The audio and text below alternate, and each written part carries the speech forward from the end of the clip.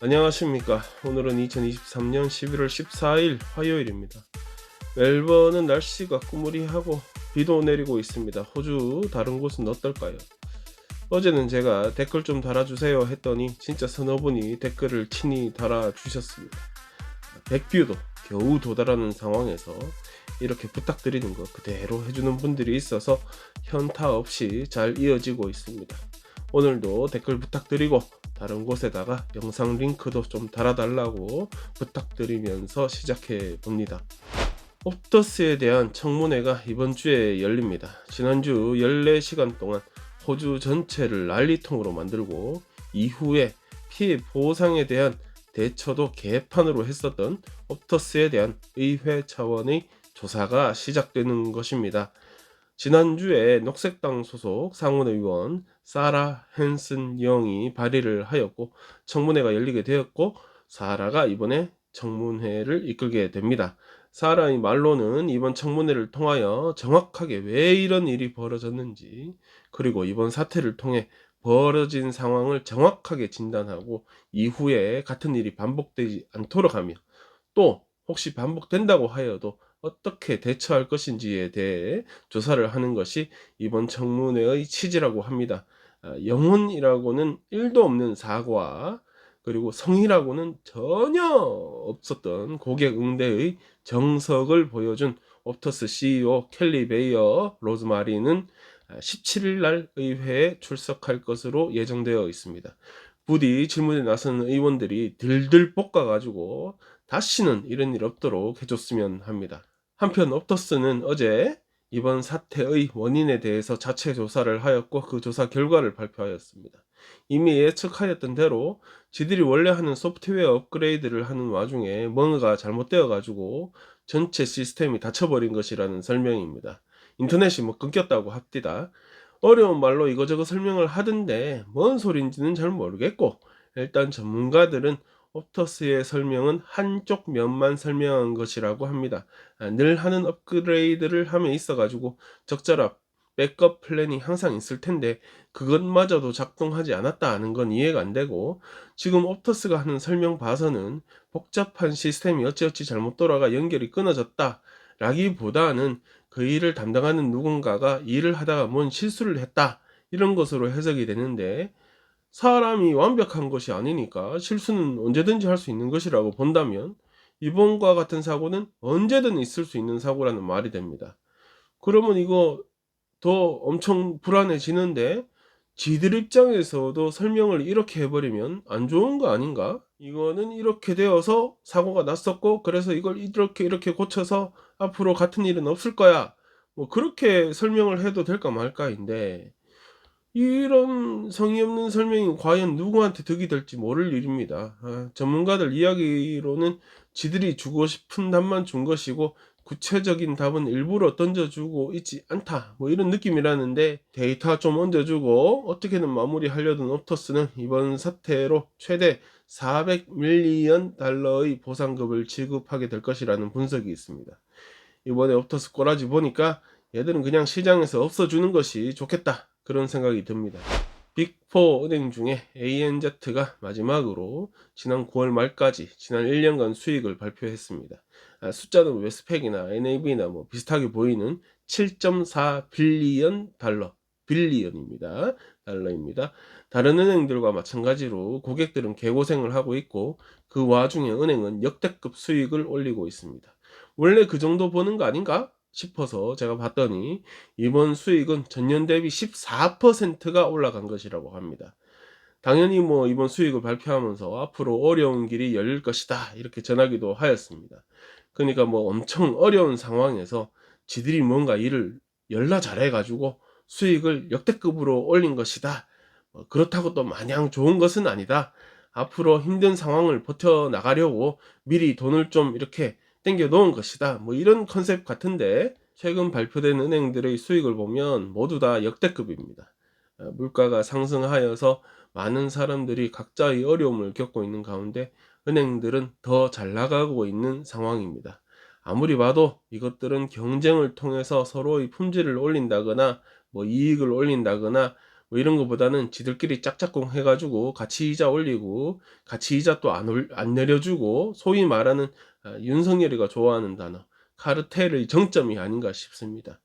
준비은행은 기준금리를 정할 때마다 물가가 어떻다, 경기가 어떻다 말을 하면서 국민들은 더 고생을 할 것을 알지만 어쩔 수 없다, 뭐 이런 식으로 설명을 하고 그러면서 이자율을 막 올리는데, 두고 보니까는 은행들은 그러거나 말거나 지들 밥그릇 더 크게 만들어가고 있고 밥그릇은 꽉꽉 채우다 못해 넘치고 있는 것처럼 보입니다.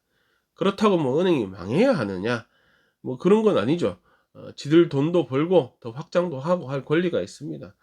또한 더 많은 사람들에게 삶의 희망과 목표를 안겨주고 사회가 좀 더 자연스럽게 좋은 방향으로 잘 흘러갈 수 있도록 통화의 흐름을 조절할 의무도 분명히 있습니다.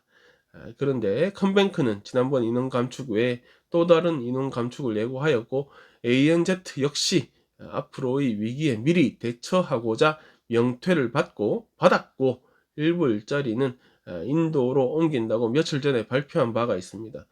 지들은 위기라고 말하면서 돈은 돈대로 벌어들이고, 돈 벌어들이는 방법이 고객들 쥐어짜는 것도 모자라 가지고 돈 안 되는 지방 지역의 지점은 문 다 닫아버리고 상대적으로 효율이 떨어진다는 현금 거래는 더 줄여나가고 있고, 따라서 고용 효과는 점차 줄어들고 있고, 아무리 봐도 몇몇 소수만 더 잘 벌어먹고 살자, 그게 은행이 지금 하는 짓이 아닌가 싶습니다.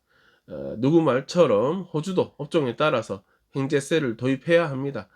특히 이런 사람들의 삶에 직접적 영향을 줄 수 있는 기업들이 다들 굶고 있을 때 혼자 배 채워가지고 역대급 수익을 얻어간다면 그 세금 걷어가지고 굶고 있는 사람 배도 어느 정도 채워주는 그런 방안을 모색해야 합니다. 이번에는 세금 낭비의 전형으로 보이는 뉴스입니다. 웨스트게이트 터널 공사라고 멜번의 서쪽에서 멜번 도심으로 이어지는 웨스트게이트 브릿지라고 엄청나게 크고 높은 다리가 있습니다. 이 다리가 출퇴근 시간에는 거의 막혀가지고 뭐 다들 기어가는 상황인데, 이 아래쪽으로 터널을 뚫어가지고 도심을 가로지르게 한 공사, 웨스트게이트 터널 프로젝트라는 것이 있습니다.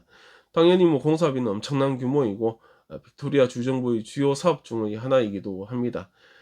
그런데 이게 공사가 시작되고 얼마 되지 않아 가지고 파 들어가던 땅에서 독성 물질이 발견되었고, 따라서 공사가 중단되고 지연되고 추가 비용이 소모되었고 뭐 그런 일이 있었습니다. 이후에 공사를 맡고 있던 트랜스얼반이라는 회사하고 노조 측의 분쟁도 잦았고, 트랜스얼반 공사 수주를 맡을 당시에 빅토리아주 재무부 장관이 트랜스얼반의 주식을 갖고 있던 것이 알려지면서 논란이 되기도 하였습니다.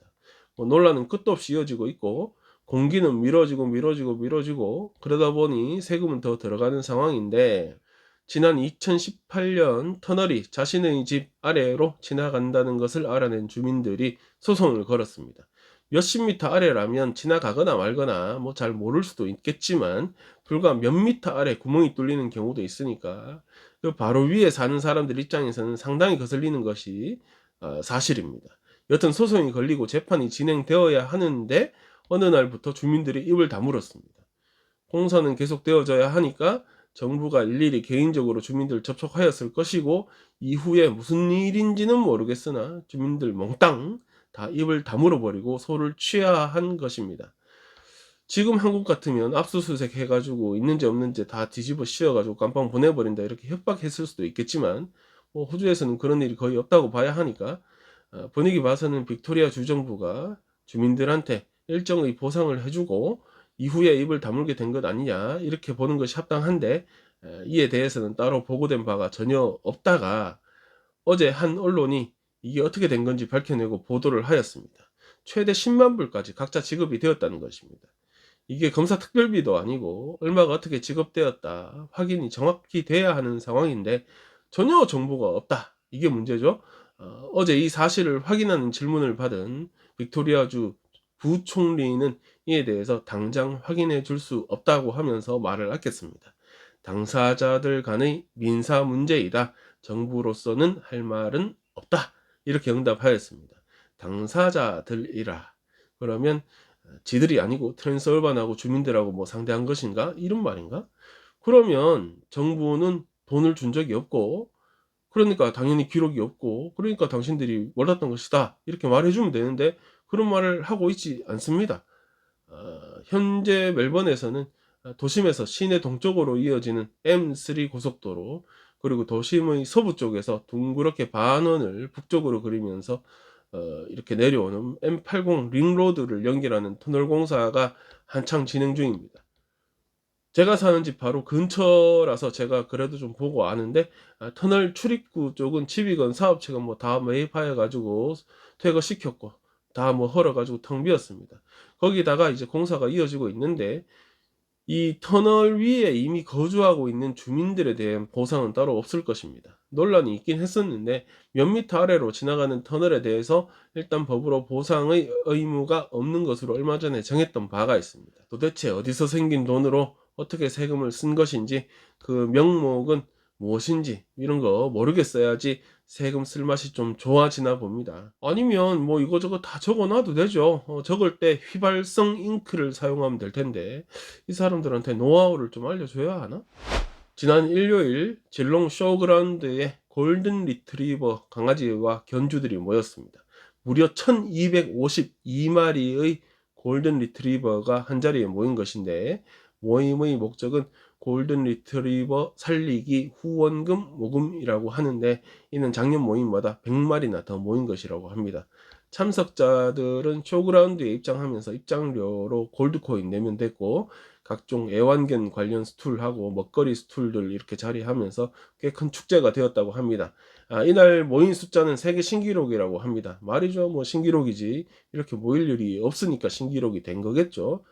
작년에도 이 모임이 있었는데 당시 모금액이 36,000불이나 되었다고 합니다. 마침 스코틀랜드에서는 골든 리트리버 탄생 150주년 행사도 있었다고 합니다. 딴 강아지도 아니고 잘생긴 골든 리트리버, 뭐 이게는 특별한 게 있어서 뭐 구하기 이런 행사를 하나 싶어가지고 좀 찾아봤습니다.